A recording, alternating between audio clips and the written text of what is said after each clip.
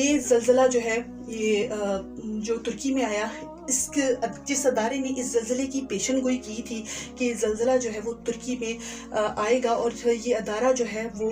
SSRGOS کے نام سے جو ہے وہ اس کا نام بتایا گیا اس ادارے کا، کہ اس ادارے نے بتایا کہ یہ 3 فروری کو شام 5 بجے اس ادارے نے پیشن گوئی کی تھی کہ ترکی میں جو ہے وہ زلزلہ آئے گا۔ تو اسی طرح اس ادارے نے ایک اور پیشن گوئی بھی کی ہے کہ پاکستان، افغانستان اور انڈیا میں بھی زلزلے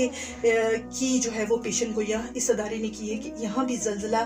آئے گا۔ تو یہ ایک ایسی چیز ہے جس کی وجہ سے سارے جتنے بھی پاکستانی عوام ہیں، جتنے بھی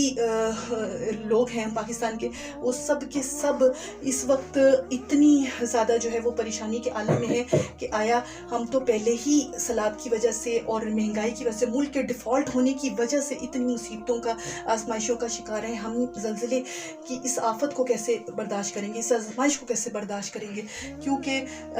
پاکستان میں تو جو ہے وہ پہلے ہی سے حالات اتنے جو ہے وہ کشیدہ ہیں، اتنے